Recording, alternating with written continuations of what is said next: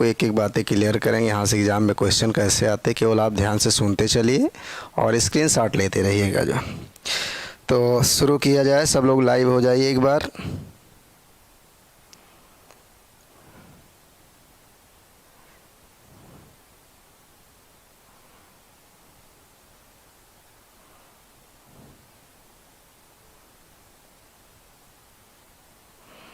Good morning सभी को भाई। चलिए शुरू किया जाए।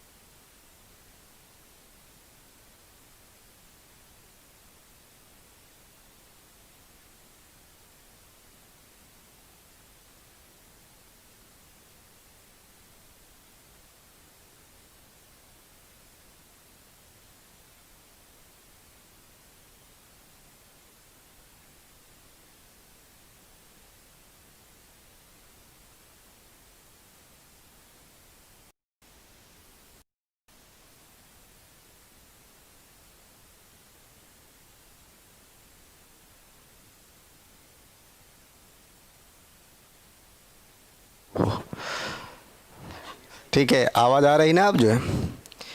ओके। तो पाचन तंत्र हम लोग पढ़ना है, इसमें पढ़ना है पाचन।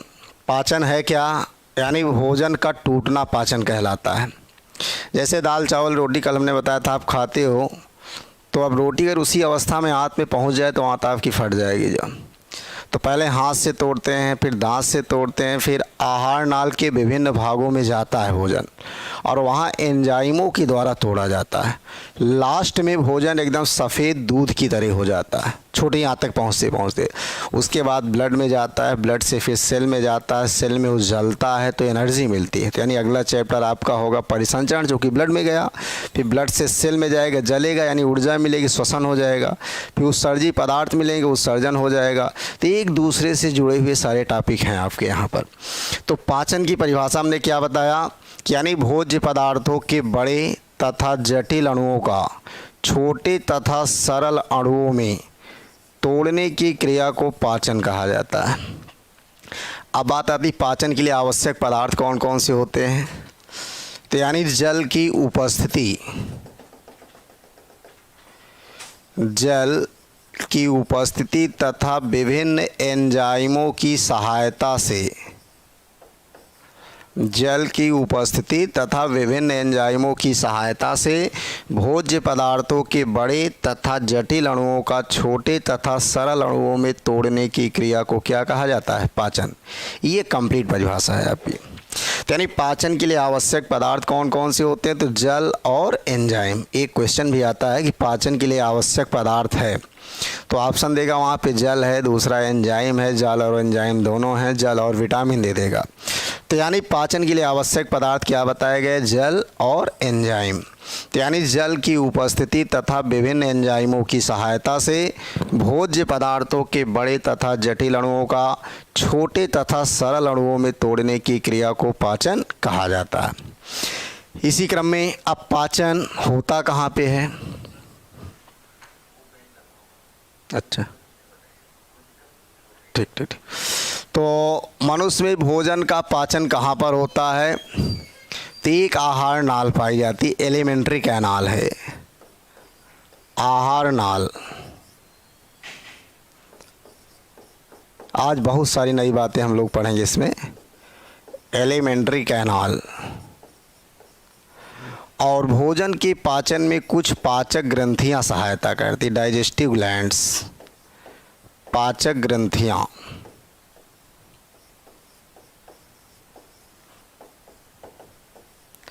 Digestive glands. अब आहार नाल की बात किया जाए तो कल हमने बताया था मनुष्य में जो है 9 से 12 मीटर लंबी, कितना लंबी, 9 से 12 मीटर लंबी एक आहार नाल पाई जाती है। इसकी लंबाई लगभग कितना बताई गई, 9 से 12 मीटर। अब आहार नाल के भाग की बात किया जाए जहाँ पर भोजन का पाचन होता है, तो आहार नाल के भाग जैसे पहला पार्ट है आपका मुख, माउथ, दूसरा है एक एक करके पढ़ाएंगे, वहाँ इंग्लिश लिख देंगे इसकी हम, मुख गुहा, ग्रास नली, आमाशय,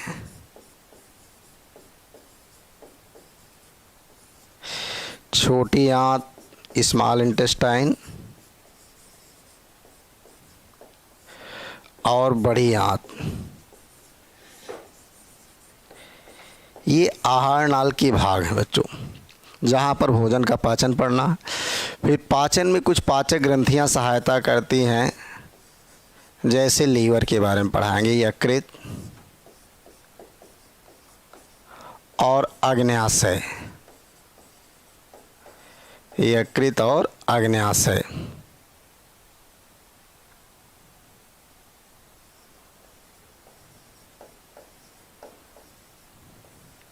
पैनक्रियाज, ये तो मनुष्य में भोजन का पाचन कहाँ पर होता है, आहार नाल के विभिन्न भागों में। आहार नाल के भाग ये हमने बता दिया आपको जो। इसके बाद कुछ भोजन के पाचन में पाचक ग्रंथियाँ सहायता करती, उसमें यकृत और अग्न्याशय की चर्चा डिटेल में की जाएगी जो। तो अब आहार नाल की बात, इसका स्क्रीनशॉट ले लो, हम फिगर के द्वारा भी थोड़ा सा आपको यहाँ पे समझा दे रहे हैं।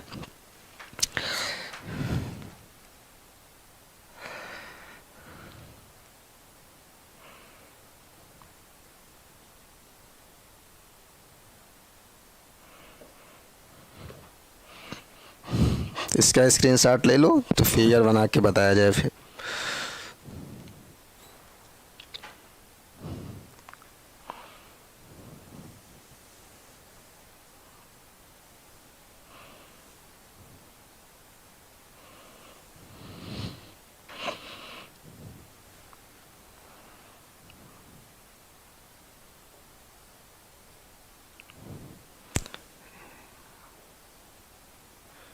पेंसिल ये सही नहीं भाई मेरी।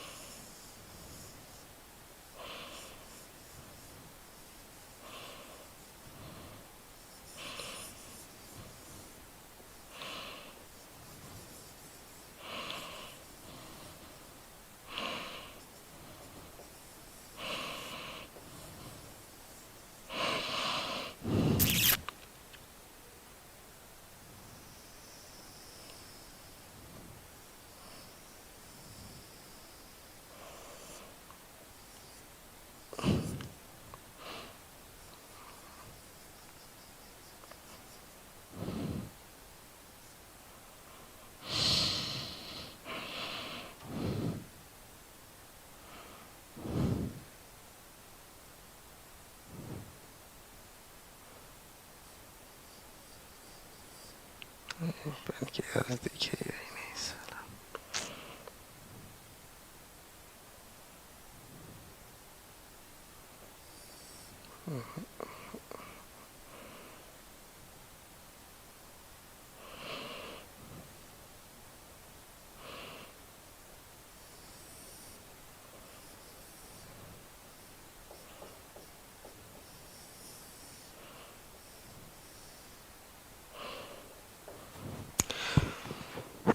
चलिए देखिए,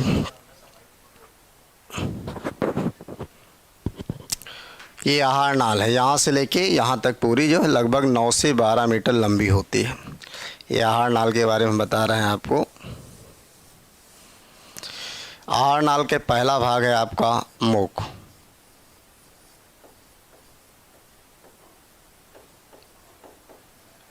ये है मुख गुहा।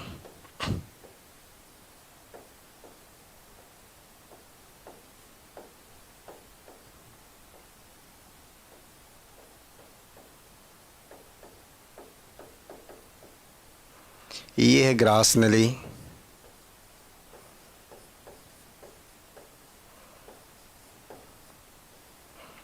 ईसोफेगस।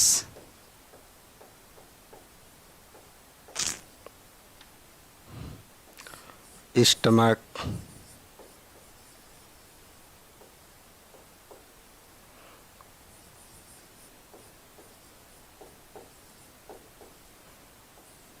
ये पैनक्रियाज है।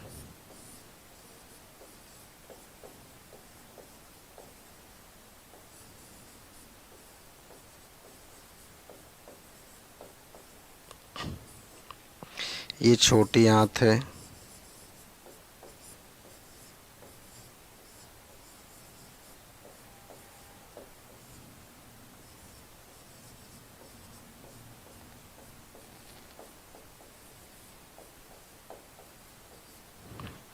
ये बड़ी आंत है आपकी।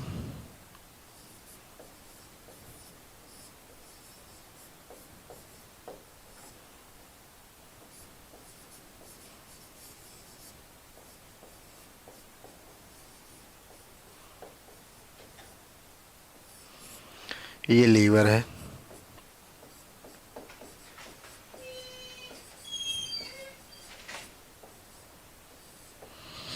ये गाल ब्लैडर, इसको अलग हम पढ़ा देंगे अभी।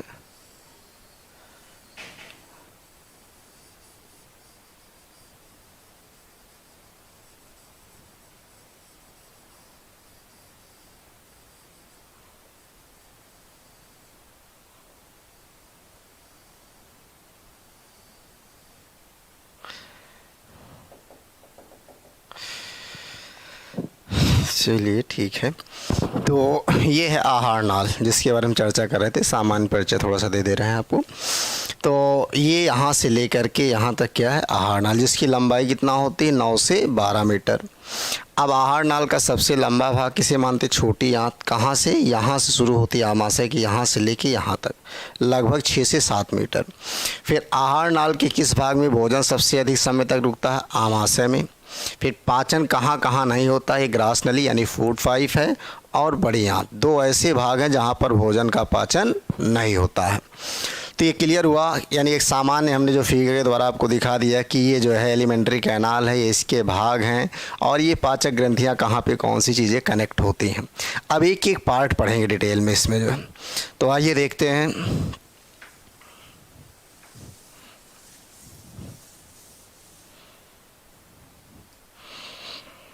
जैसे आहार नाल के बारे में हमने बताया कि मनुष्य में लगभग जो है 9 से 12 मीटर लंबी एक आहार नाल पाई जाती है, जिसके भाग कौन कौन से बताए गए? मुख है, मुख गुहा, ग्रास नली, आमाशय, छोटी आंत और बड़ी आंत। ये आहार नाल के भाग हैं।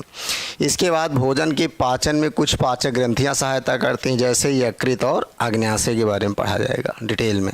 दोनों का बहुत बड़ा योगदान, सबसे ज़्यादा जीएस में क्वेश्चन यहीं से बनते हैं इस पार्ट से।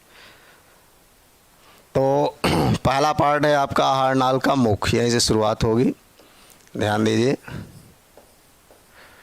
मुख, माउथ।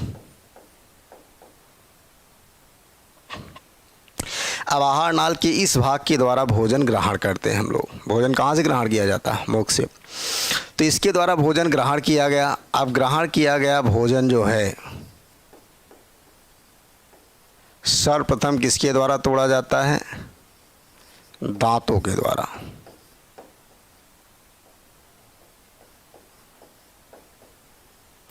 अब बात आती है दांत की। तो मनुष्य में दांतों की संख्या, जीएस में 2-4 प्रश्न बनते हैं यहाँ से। मनुष्य में दांतों की संख्या कितना होती है? 32, जिसमें 20 दांतों का पुनर्स्थापन होता है। रीअरेंजमेंट, पुनर्स्थापन। यानी दोबारा निकलते, एक बार निकलते गिर जाते फिर निकलते, जिन्हें जो है अस्थाई दांत, टेम्परेरी टीथ, या दूध के दांतों के नाम से या बच्चों के दांतों के नाम से जाना जाता है। तो यानी 20 दांत मनुष्य के जीवन काल में 2 बार निकलते, जिन्हें अस्थाई दांत या दूध के दांत या बच्चों के दांतों के नाम से जाना जाता है, जबकि 12 दांत मनुष्य के जीवन काल में 1 बार निकलते हैं, जिन्हें जो है अस्थाई दांत के नाम से जाना जाता है, परमानेंट टीथ कहा जाता है। तो क्लियर हो गया मनुष्य में दांतों की संख्या कितना होती है, कितने दांतों, क्वेश्चन आ चुका कई बार जो एसएससी ने पूछा कि मनुष्य में पुनर्स्थापित होने वाले दांतों की संख्या, सीपीएसआई में भी आया है, तो मनुष्य में पुनर्स्थापित होने वाले दांतों की संख्या कितना होती, 20, या बच्चों में दांतों की संख्या कितना होती, या दूध के दांत कितने होते, सब क्वेश्चन आए हुए हैं। और स्थायी दांतों की संख्या कितना होती है, तो 12। इसके बाद कार्य और संरचना के आधार पर मनुष्य में जो है 4 प्रकार के दांत पाए जाते हैं, जिन्हें क्रमशः इंसाइजर यानी कृंतक,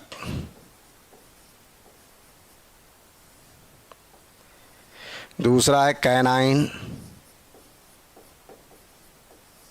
यानी रदनक,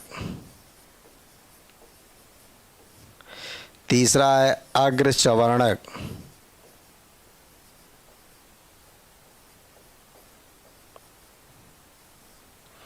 प्रीमोलर, और चौथा है आपका चवर्णक, मोलर। यहाँ बता दे रहे हैं, चौथा दांत है मोलर। अब कृंतक इस सामने के दांत होते, 4 ऊपर 4 नीचे, इनकी संख्या मनुष्य में कितना होती है, 8। इनका कार्य क्या होता है, भोजन को काटना। ठीक, इतना क्लियर हो गया। ये तो मतलब हर किताब में मिल जाएगा। मना कृंतक दांतों की संख्या इतना होती, इनका कार्य होता है भोजन काटना। जीएस में यहाँ से क्वेश्चन निकलता है कि नर हाथी में पाए जाने वाले हाथी दांत, ध्यान दीजिएगा, यही सब पकड़ना है। नर हाथी में पाए जाने वाले हाथी दांत, जिसे टस्क कहा जाता है, टीथ नहीं कहते, तो यानी नर हाथी में पाए जाने वाले हाथी दांत मनुष्य के किस दांत के रूपांतरण होते हैं? दे देगा ऑप्शन, कृंतक, रदनक, अग्रचवर्णक और चवर्णक। तो यानी नर हाथी में पाए जाने वाले हाथी दांत जो है मनुष्य के जो है कृंतक दांतों के रूपांतरण होते हैं, और मनुष्य में इन दांतों की संख्या कितना होती है, 8। इनका कार्य क्या होता है, भोजन को काटना यानी कटिंग करना। इसके बाद आप देखिए एक नुकीला दांत इधर होगा, एक इधर, यानी 2 ऊपर 2 नीचे, इनकी संख्या कितना होती है, 4। और इनका कार्य क्या होता है, भोजन को चीरना फाड़ना, चीरना फाड़ना, टीयरिंग करना, ये कार्य होता है इनका। तो यहाँ से क्वेश्चन आता है जितने शाकाहारी जंतु होते हैं, ध्यान दीजिएगा, शाकाहारी जंतुओं में जो है ये दांत नहीं पाए जाते, रदनक। और जितने मांसाहारी जंतु होते हैं, मांसाहारी जंतुओं में ये दांत जो है पूर्ण विकसित होते हैं, वेल डेवलप्ड। जैसे देखे होंगे कुत्ता है, बिल्ली है, शेर वगैरह में बड़े बड़े निकले रहते हैं, तो वो कौन से दांत होते हैं, यही रदनक होते हैं, जो चीरने फाड़ने, शिकार को चीरने फाड़ने का कार्य करते हैं। तो मनुष्य में इन दांतों की संख्या कितना आपने बताया, 4। इनका कार्य क्या होता है, भोजन को चीरना फाड़ना। फिर यहाँ क्वेश्चन निकाला गया कि शाकाहारी जंतुओं में कौन से दांत नहीं पाए जाते हैं, तो रदनक। और मांसाहारी जंतुओं में कौन से दांत पूर्ण विकसित होते हैं, तो उसका आंसर क्या होगा, रदनक। और मनुष्य में दांत देखा जाए तो अवशेषी अंग का कार्य करते हैं। फिर अग्रचवर्णक की बात की जाए, इनके बाद 2 इधर 2, यानी 2 ऊपर 2 जोड़ी ऊपर 2 जोड़ी नीचे, 4 4 8। इनकी भी संख्या कितना हो गई, 8 अग्रचवर्णक की। और इनका कार्य क्या होता है, भोजन को चबाना, चेविंग टीथ कहा जाता है। तो काटने का कार्य कृंतक ने किया, चीरने फाड़ने का कार्य रदनक ने, और चबाने का कार्य किसने किया, अग्रचवर्णक। तो अग्रचवर्णक दांतों की संख्या मनुष्य में कितना होती, 8। इनका कार्य क्या होता है, भोजन को चबाना। फिर चवर्णक, इनकी संख्या देखा जाए 3 इधर 3, यानी 6 ऊपर 6 नीचे, इनकी संख्या 12 होती है। कितना होती है, 12। इनका कार्य क्या होता है, भोजन को पीसना, क्रशिंग करना। तो भोजन को पीसने का कार्य कौन से दांत करते हैं? चवर्णक। अब इसमें चवर्णक की बात किया जाए तो चवर्णक में जो है 4 चवर्णक दांत, ये लगभग 18 से 28 साल के बीच में निकलते हैं, जिन्हें जो है बुद्धि दंत के नाम से, विजडम टीथ या अक्ल दाढ़ के नाम से जाना जाता है। तो यानी यही चवर्णक दांत बुद्धि दंत होते हैं, इनकी संख्या कितना होती? 4। कब निकलते? लगभग 18 से 28 साल के बीच में। तो हमने भी सामान्य परिचय आपको बताया कि आहार नाल का पहला भाग क्या बताया गया? मुख। क्लियर हुआ? इस भाग के द्वारा भोजन ग्रहण किया गया, ग्रहण किए। फिर भोजन किसके द्वारा तोड़ा गया? सर्वप्रथम दांतों के द्वारा। फिर मनुष्य में दांतों की संख्या कितना होती है? 32, जिसमें 20 दांतों का पुनर्स्थापन होता है। यानी मनुष्य में पुनर्स्थापित होने वाले दांतों की संख्या कितना होती है बच्चों? तो 20, जिन्हें अस्थायी दांत या दूध के दांत या बच्चों के दांतों के नाम से जाना जाता है। जबकि 12 दांत मनुष्य के जीवन काल में जो है एक बार निकलते, जिन्हें क्या कहा जाता है? अस्थायी दांत। फिर आपने बताया कि यहाँ से क्वेश्चन कि नर हाथी में पाए जाने वाले हाथी दांत जो बाहर निकले होते हैं, मनुष्य के किस दांत के रूपांतरण होते हैं? कृंतक। फिर कृंतक के बाद रदनक, एक नुकीला दांत इधर होगा, एक इधर, यानी 2 ऊपर 2 नीचे, 4 होते हैं। इनका कार्य क्या होता है? भोजन को चीरना फाड़ना, रदनक का। यहाँ से क्वेश्चन, शाकाहारी जंतुओं में कौन से दांत नहीं पाए जाते हैं? रदनक। मांसाहारी जंतुओं में कौन से दांत पूर्ण विकसित होते हैं? तो रदनक। और मनुष्य में ये दांत अवशेषी अंग का कार्य भी करते हैं। फिर अग्र चवर्णक की बात किया जाए तो अग्र चवर्णक यानी रदनक के बाद 2 इधर 2 इधर, 4 ऊपर 4 नीचे, इनकी संख्या कितना होती? 8। इनका कार्य क्या होता? भोजन को चबाना। फिर चवर्णक की बात हमने किया, चवर्णक की संख्या कितना होती? सबसे बाद के बड़े दांत होते हैं, इनकी संख्या मनुष्य में 12 होती है और इनका कार्य क्या होता है? भोजन को पीसना। इसमें से 4 चवर्णक दांत लगभग 18 से 28 साल के बीच में निकलते हैं, जिन्हें किस नाम से जाना जाता है? बुद्धि दंत के नाम से जानते हैं। अब दांत की संरचना से क्वेश्चन आता है, वो भी है, सुन लीजिए। जैसे इसका स्क्रीनशॉट ले लो तो बता दे रहे हैं। जैसे मान लीजिए दांत है, तो दांत के ऊपर एक लेयर चढ़ी होती है ऐसे ऊपर, इस लेयर को कहा जाता है एनामेल। तो शरीर का सबसे कठोर भाग किसे माना जाता है? तो दांत के एनामेल को, यानी ऊपर की जो लेयर होती है इसी को एनामेल कहा जाता है। ये शरीर का सबसे कठोर भाग होता है। तो इसका स्क्रीनशॉट ले लो बच्चों। और जो आगे चलते हैं, जो इम्पॉर्टेंट टॉपिक शुरू करने चल रहे हैं, मुख गुहा। यहाँ से चूँकि रासायनिक पाचन शुरू होगा, केमिकल डाइजेशन। भाई दांत क्या करते हैं? मैकेनिकल डाइजेशन करते हैं। दांत तो केवल तोड़े, अब एंजाइमेटिक फंक्शन जो शुरू होगा मुख गुहा से होगा। इसका स्क्रीनशॉट ले लो सब लोग। सब लोग गुड मॉर्निंग भाई, बार बार गुड मॉर्निंग न भेजे। आइए आगे चलते हैं हम लोग। अब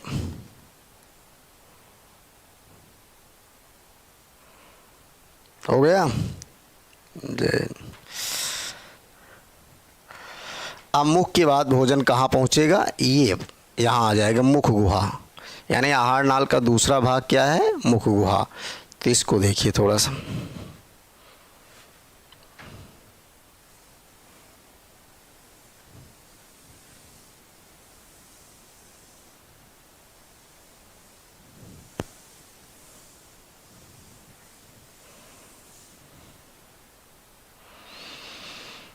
आइए, आहार नाल का दूसरा भाग है मुख गुहा।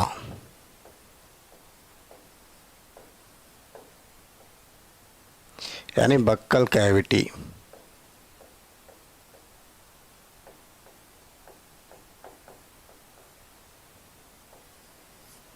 देखिए, तो दांतों के द्वारा तोड़ा गया भोजन अब कहाँ पहुँच रहा है? मुख के अंदर खाली स्थान होता है जिसे कहा जाता है मुख गुहा। यहाँ पहुँच गया। अब जैसे ही भोजन मुख गुहा में पहुँचता है, ध्यान दीजिएगा सब लोग, यहाँ पे पाई जाती हैं लार ग्रंथियाँ। क्या पाई जाती हैं? लार ग्रंथियाँ। पहले सामान्य बता दें तब डिटेल करते हैं। ये लार ग्रंथियाँ पाई जाती हैं, ध्यान दीजिएगा सब लोग। सिलेवरी ग्लैंड्स कहा जाता है।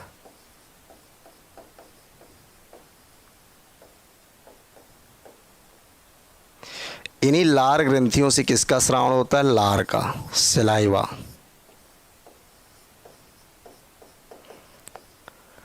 और इस लार का पीएच मान कितना होता है? तो लगभग 6.8 होता है। इसके बाद लार में एंजाइमों की बात किया जाए तो एंजाइम तो दो होते हैं। मेन होता है टाइलिन, जो पाचन में सहायता करता है, जिसे सिलेवरी एमाइलेज के नाम से भी जाना जाता है। और दूसरा है लाइसोजाइम।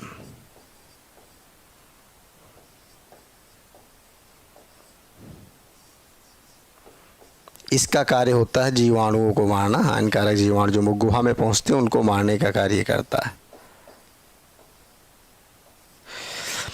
टाइलिन, इसके द्वारा चूंकि पाचन पढ़ रहे हैं तो इसके द्वारा किसका पाचन होता है? स्टार्च, मंड का। किसका पाचन होता है? मंड का। लगभग 30% स्टार्च कहाँ पे डाइजेस्ट होता है? मुख गुहा में।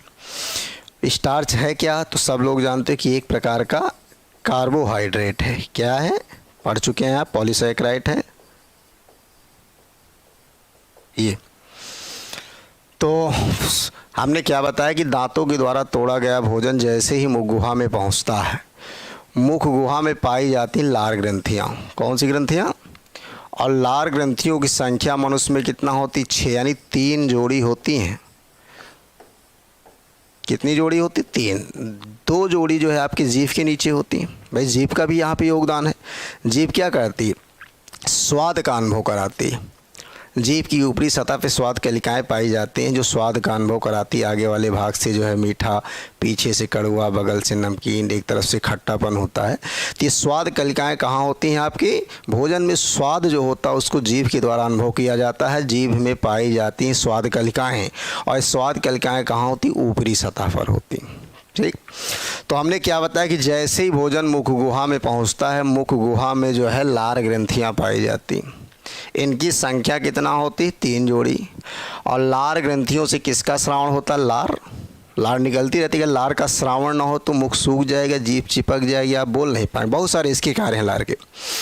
तो लार का श्रावण लार ग्रंथियां करते हैं, जिसका पीएच मान कितना होता है? 6.8। फिर लार में एंजाइमों की बात किया जाए तो टाइलिन एंजाइम और लाइसोजाइम जैसे एंजाइम पाए जाते हैं। टाइलिन एंजाइम भोजन के पाचन में सहायता करता है। तो टाइलिन एंजाइम के द्वारा किसका पाचन होता है? मंड, स्टार्च का। और मंड क्या है? एक प्रकार का कार्बोहाइड्रेट। तो क्वेश्चन आता है कि आहार नाल के किस भाग से भोजन का पाचन प्रारंभ होता है? अगर क्वेश्चन दे दिया जाए कि आहार नाल के किस भाग से भोजन का पाचन प्रारंभ होता है, ऑप्शन दे दे मुख, मुख गुहा, ग्रास नली, आमाशय, तो क्या बताएंगे आप लोग? मुख होगा। पाचन पूछेगा तो मुख से, भाई भले यांत्रिकी पाचन, मुख से दांतों के द्वारा भोजन तोड़ा गया यानी पाचन शुरू हो गया, तो यानी मुख के द्वारा। लेकिन अगर यही क्वेश्चन पूछ ले कि रासायनिक रूप में भोजन का पाचन कहाँ से प्रारंभ होता है, तब आंसर हो जाएगा मुख गुहा। चूँकि एंजाइमेटिक फंक्शन कहाँ से शुरू हो रहा है? मुख गुहा। और मुख गुहा में किसका पाचन होता है बच्चों? कार्बोहाइड्रेट। जैसे क्वेश्चन भी आया है कि मुख गुहा में पाचन होता है कार्बोहाइड्रेट, वसा, प्रोटीन, विटामिन, तो किसका होता है? कार्बोहाइड्रेट। और किस कार्बोहाइड्रेट का होता है? स्टार्च का, यानी मंड का। स्टार्च का पाचन किस एंजाइम के द्वारा होता है? टाइलिन के द्वारा। टाइलिन का दूसरा नाम क्या होता है? सिलेवरी एमाइलेज कहा जाता है। और ये टाइलिन एंजाइम किस में पाया जाता है? लार में। लार का पीएच मान कितना बताया गया? 6.8। फिर लार का श्रावण कौन सी ग्रंथियां करती? लार ग्रंथियां। और ये लार ग्रंथियां कहाँ पाई जाती? मुख गुहा में। ये सब क्वेश्चन है जो हमने बताया अभी, फिर से एक बार बता दे रहे हैं। यानी दांतों के द्वारा तोड़ा गया भोजन जब मुख गुहा में पहुंचता है तो मुख गुहा में जो है लार ग्रंथियां पाई जाती है, जिह्वा पाई जाती है। तो जिह्वा का कार्य, जीभ का कार्य होता स्वाद का अनुभव करना। फिर जीभ में स्वाद का अनुभव कैसे होता? तो जीभ की ऊपरी सतह पर जो है स्वाद कलिकाएं पाई जाती हैं। और स्वाद कलिकाएं जो है अलग अलग की हो, जैसे आगे के पार से हम लोग मीठा, पीछे के पार से कड़वा, बगल से नमकीन, फिर जो है खट्टेपन का साइड से अनुभव करते हैं। तो जीभ का कार्य तो होता है जो है भोजन में पाए जाने वाले स्वाद का अनुभव कराना। लेकिन जो लार ग्रंथियां पाई जाती हैं, लार ग्रंथियों से किसका श्रावण होता है? लार का। और इस लार का पीएच मान कितना होता है 6.8, यानी हल्का अम्लीय होता है। और इस लार में कौन कौन से एंजाइम होते, तो आपने बताया कि टाइलिन और लाइसोजाइम। लाइसोजाइम एंजाइम क्या करता है, मुख गुहा में हानिकारक जीवाणुओं और कीटाणुओं को मारता है। टाइलिन क्या करता है, पाचन में सहायता करता है, यानी भोजन के साथ जो स्टार्च या कार्बोहाइड्रेट आया है उसको पचाने का कार्य कौन करता है, तो लगभग 30% स्टार्च का डाइजेशन मुख गुहा में होता है। और किस एंजाइम के द्वारा होता है, टाइलिन। टाइलिन का दूसरा नाम क्या है, तो इसका दूसरा नाम है सिलेवरी एमाइलेज। क्या होता है, सिलेवरी एमाइलेज। फिर हमने क्वेश्चन टाइप बताया कि यानी मुख गुहा में किसका पाचन होता है, तो कार्बोहाइड्रेट का। फिर किस कार्बोहाइड्रेट का होता है, स्टार्च का। स्टार्च का पाचन किस एंजाइम के द्वारा होता है, टाइलिन। टाइलिन एंजाइम कहाँ पाया जाता है, लार में। लार का पीएच मान कितना बताया गया, 6.8 होता है। फिर लार का श्रावण कौन सी ग्रंथियाँ करते हैं, लार ग्रंथियाँ। लार ग्रंथियाँ कहाँ पाई जाती हैं, मुख गुहा में। लार ग्रंथियों की संख्या कितना होती है, 3 जोड़ी 6। तो 2 जोड़ी जीभ के नीचे होती हैं और ये 2 कान के नीचे, इन्हें पैरोटिड कहा जाता है। और जो जीभ के नीचे होती है, एक मैक्सिलरी होती है, एक लिंगुअल होती। अब आइए आगे चलते इसी में।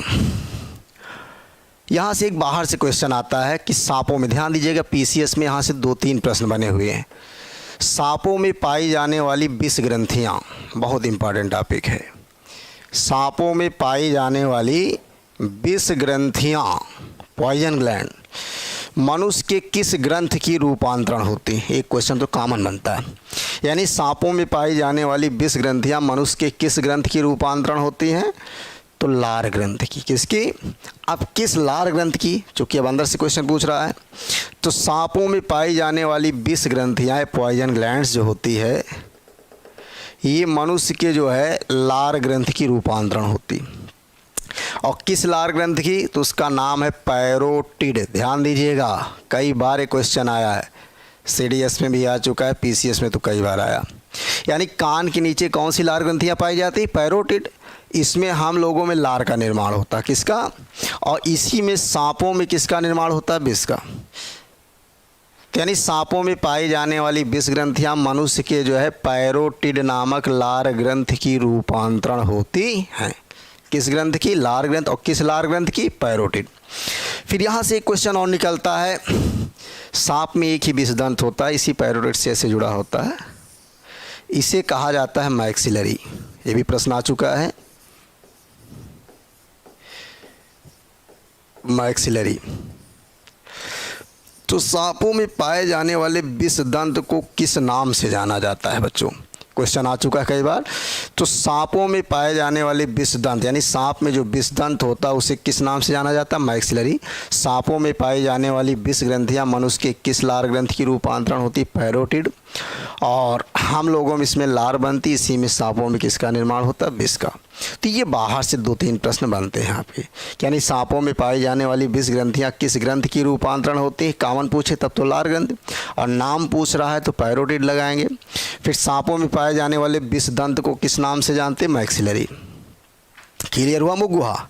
इतनी बातें हमने बताया कि यानी आहार नाल का एक दूसरा भाग है यहाँ पे, जो खाली स्थान, जब यहाँ भोजन पहुँचता है तो यहाँ पे देखिए हमने दिखाया है 2 जोड़ी ऊपर और ये एक जोड़ी ऊपर और 2 जोड़ी नीचे, यानी 6 होती हैं लार ग्रंथियाँ। तो जैसे ही भोजन मुख गुहा में पहुँचता है, यहाँ पे पाई जाती लार ग्रंथियाँ। इनकी संख्या आपने बताया कि 3 जोड़ी यानी 6 होती हैं। इन्हीं लार ग्रंथियों से इसका श्रावण होता है लार का, जिसका पीएच मान कितना होता है। ये लार में कौन कौन से एंजाइम होते हैं ये हमने बता दिया। एंजाइम के नाम क्या है, टाइलिन और लाइसोजाइम। टाइलिन का कार्य होता है मंड का पाचन करना और इसका कार्य होता है हानिकारक जीवाणुओं को मारना। फिर इसी टाइलिन की बात किया जाए तो इसका दूसरा नाम भी हमने बताया क्या होता है, सिलेवरी एमाइलेज। इस टाइलिन के द्वारा किसका पाचन हुआ, कार्बोहाइड्रेट। किस कार्बोहाइड्रेट का होता है बच्चों पाचन, तो उसका नाम है स्टार्च। फिर अलग से क्वेश्चन लिया गया कि सांपों में पाई जाने वाली विष ग्रंथियाँ मनुष्य के किस लार ग्रंथ की रूपांतरण होते हैं, और सांपों में पाए जाने वाले विषदंत को किस नाम से जाना जाता है। तो इसका स्क्रीनशॉट ले लो आप लोग।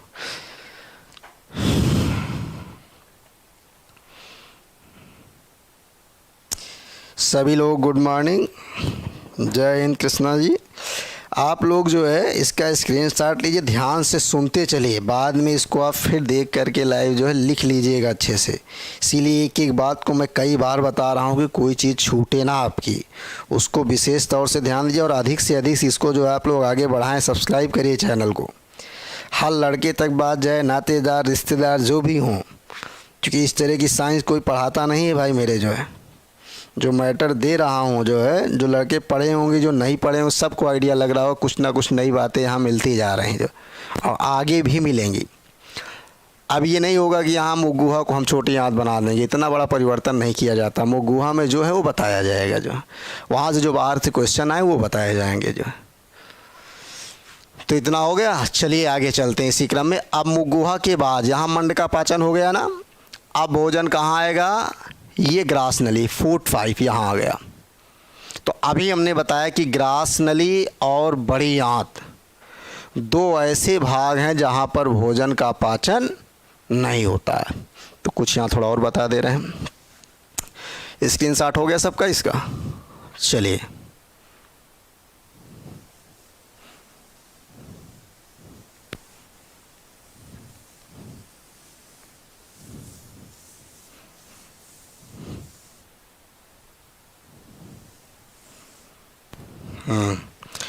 अब हम लोग चल रहे हैं जो है ग्रास नली, आहार नाल का अगला भाग है ईसोफेगस।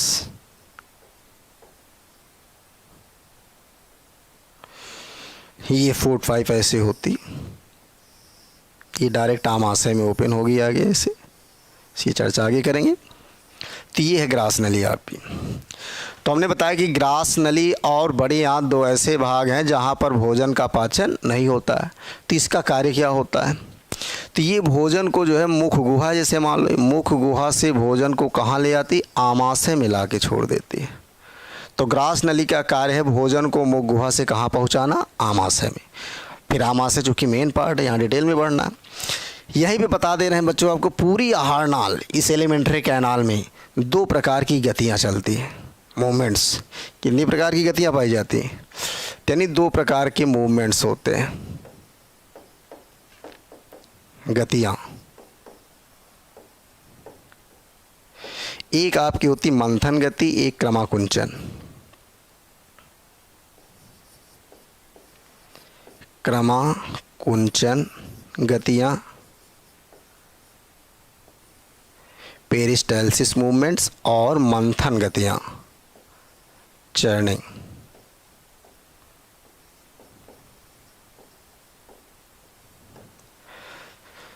तो इनका कार्य क्या होता है, क्रमाकुंचन, ये जो है भोजन को आगे खिसकाने का कार्य करती है। भोजन को क्या करती हैं, इनका कार्य होता है भोजन को आगे बढ़ाना, और इनका कार्य क्या होता, भोजन को मथना। तो यानी संपूर्ण आहार नाल में कितने प्रकार की गतियाँ पाई जाती, दो प्रकार की, जिन्हें क्रमाकुंचन यानी पेरिस्टालसिस और मंथन गति यानी चर्निंग मूवमेंट्स कहा जाता है। मंथन गतियों का कार्य होता भोजन को मथना, और क्रमाकुंचन तरंगों का कार्य होता भोजन को आहार नाल में आगे खिसकाना, आगे बढ़ाना। ये कार्य होता किसका, इन दोनों गतियों का। ये गतियाँ कहाँ चलती हैं, तो आपने बताया कि आपके आहार नाल के विभिन्न भागों में मूवमेंट्स होते रहते हैं जो। इसके बाद अब आमाशय, अगला पार्ट जो है आपका बहुत इम्पॉर्टेंट है, आमाशय। तो दोनों गतियों के बारे में हमने यहीं पे चर्चा कर दिया। आइए स्टमक में चलते हैं।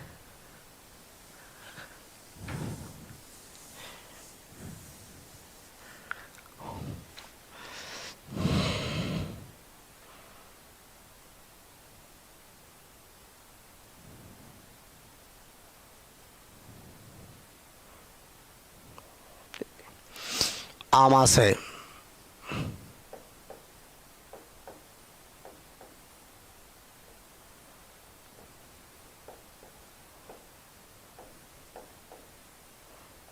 ये अब भोजन कहाँ पहुँच रहा है, ये आमाशय है आपका, ध्यान दीजिएगा। तो भोजन मुख गुहा से इस ग्रास नली के द्वारा कहाँ आ गया बच्चों, आमाशय में, यहाँ पे। इसको यहाँ बता दे रहे हैं। जैसे ही भोजन आमाशय में पहुँचता है,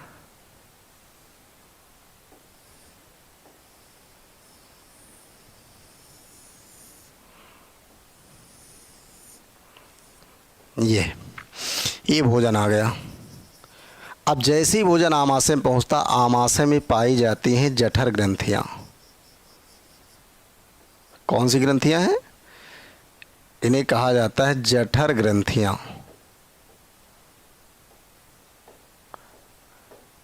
जठर ग्रंथियां यानी गैस्ट्रिक ग्लैंड्स।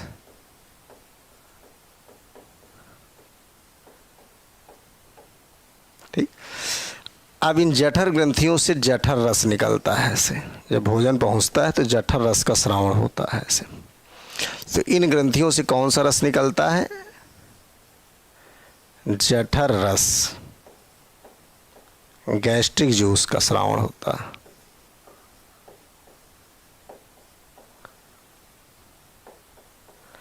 अब जठर रस का पीएच मान देखा गया तो इसकी पीएच वैल्यू लगभग 1 से 3.5 के आसपास होती है। कहीं कहीं 1.8 लिखा जाता है।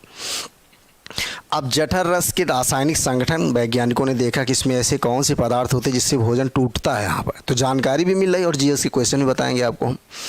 तो जठर रस में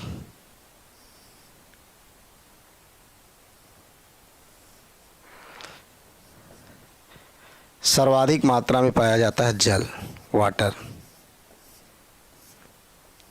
कुछ मात्रा में HCl और एंजाइम पाए जाते हैं।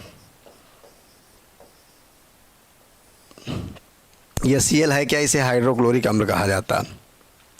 अब आमाशय में कौन कौन से एंजाइम पाए जाते हैं यहाँ बता दे रहे हैं आपको एंजाइम के बारे में। तो यहाँ 4 एंजाइमों की चर्चा होगी आपकी। पेप्सिन, रेनिन, लाइपेज यानी गैस्ट्रिक लाइपेज कहेंगे यहाँ, और गैस्ट्रिक एमाइलेज। तो हमने क्या बताया कि जैसे ही भोजन इस ग्रास नली से कहाँ पहुँचता है, यानी आमाशय में पहुँचा है। मुख गुहा, मुख गुहा से इस नली में आया, इस नली से भोजन कहाँ आ गया? आमाशय में। तो जैसे ही भोजन आमाशय में पहुँचता, आमाशय में पाई जाती हैं जठर ग्रंथियाँ। जठर ग्रंथियाँ कहाँ पाई जाती है? आमाशय में। इन्हीं जठर ग्रंथियों से किस रस का स्रावण होता है? जठर रस। और जठर रस का पीएच मान लगभग कितना बताया गया? 1 से 3.5। यानी अगर किसी पदार्थ का पीएच मान जो है इतना होता तो उसे स्ट्रांग एसिड माना जाता है। 3.5 से कम, यानी 1 से 3.5 के बीच में तो क्या स्ट्रांग एसिड है आपका। इसके ऊपर जाएगा तो वीक एसिड हो जाता है। उसकी चर्चा हम केमिस्ट्री में करेंगे जो है। फिर जठर रस के रासायनिक संगठन में कौन कौन से पदार्थ होते हैं? तो जल, HCl और एंजाइम। यह Cl है क्या? तो इसका पूरा नाम होता है हाइड्रोक्लोरिक अम्ल। तो क्वेश्चन आता है कि मनुष्य के शरीर में कौन सा एसिड पाया जाता है जो भोजन के पाचन में सहायता करता है? तो कौन सा एसिड है? HCl। या HCl नामक अम्ल जो है आहार नाल के किस भाग में पाया जाता है? तो आमाशय में। अब ये अम्ल है तो इसके कार्य की चर्चा कर लिया जाए। ध्यान से सुनिएगा। ये आमाशय में भोजन के पाचन के माध्यम को अम्लीय बना देता है। क्या बनाता है?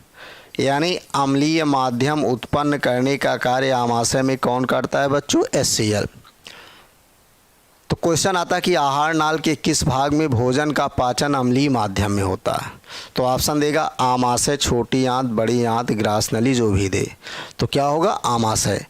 आमाशय में अम्लीय माध्यम में भोजन का पाचन क्यों होता है? क्योंकि यहाँ पे क्या पाया जाता है? ये अम्लीय Cl पाया जाता है। दूसरा, भोजन के साथ आए हानिकारक जीवाणुओं तथा कीटाणुओं को कौन मारता है? तो हानिकारक जीवाणुओं को या कीटाणुओं को मारने का कार्य कौन करता है? HCl। जैसे मान लो शाम का खाना आप सुबह खा लिए, आप सुबह खा लिए तो वो भोजन जो है उसमें बैक्टीरिया डेवलप्ड हो जाएंगे। आप भोजन के साथ जैसे ही बैक्टीरिया पहुंचेंगे, HCl क्या करता है? उनको किल कर देता है, मार देता है। समझ रहे ना? तो यानी भोजन के साथ आए हानिकारक जीवाणु या कीटाणु को मारने का कार्य कौन करता है? HCl। फिर भोजन के साथ कंकड़ या पत्थर जैसे कण जो पहुंच जाते हैं छोटे मोटे, इनको गलाने का कार्य कौन करता है? HCl। यानी बाहर जो कंकड़ पत्थर पहुँचते उससे पथरी नहीं होती बच्चों। पथरी जो होती है वो जैसे मान लीजिए प्रोटीन युक्त भोजन बहुत ले रहे हो, जल की कमी हो तो उस कंडीशन में कैल्शियम ऑक्सलेट वगैरह के कण कलेक्ट होने लगते हैं। कहीं गॉल ब्लैडर में हो गए, कहीं किडनी में हो गए, कहीं भी हो गए तो वही स्टोन हो जाता है। तो कैल्शियम ऑक्सलेट के कण वगैरह जो है पथरी का कारण होते हैं, ना कि बाहर के पत्थर। बाहर जो भी जाता है आमाशय में इतना स्ट्रांग एसिड है कि उसको गला देता है भाई मेरे। अब इसका पीएच वैल्यू देखिए आप, 1 से कितना है, स्ट्रांग एसिड है, प्रबल अम्ल होता है ये। यानी इतने पीएच मान का अम्ल अगर बाहर से निकाल के आपकी त्वचा में डाल दिया जाए तो त्वचा ही नहीं आपकी हड्डी तक जल जाएगी। अब आपके दिमाग में प्रश्न आ रहा होगा कि अगर इतना स्ट्रांग है तो ये आमाशय को क्यों नहीं जला देता है, या आहार नाल के किसी भी भाग को क्यों प्रभावित नहीं करता है। तो आहार यानी संपूर्ण आहार नाल में अंदर की तरफ म्यूकस झिल्ली पाई जाती है। कौन सी? म्यूकस झिल्ली, इससे म्यूकस निकलता है।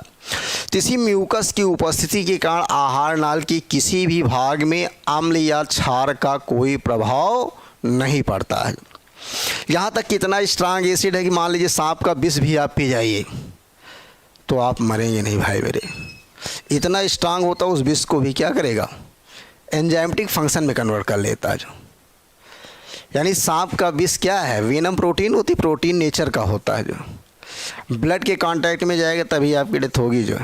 ऐसे आप ले लें आहार नाल के किसी भाग में कोई घाव ना हो तो भोजन के पाचन में सहायता करता है, उसका साइड इफेक्ट बॉडी पर नहीं होगा जो। तो यह सीएल का पहला कार्य, ये आमाशय में भोजन के पाचन के माध्यम को कैसा बना देता है, अम्लीय। भोजन के साथ आए हानिकारक जीवाणुओं या कीटाणुओं को मारता है।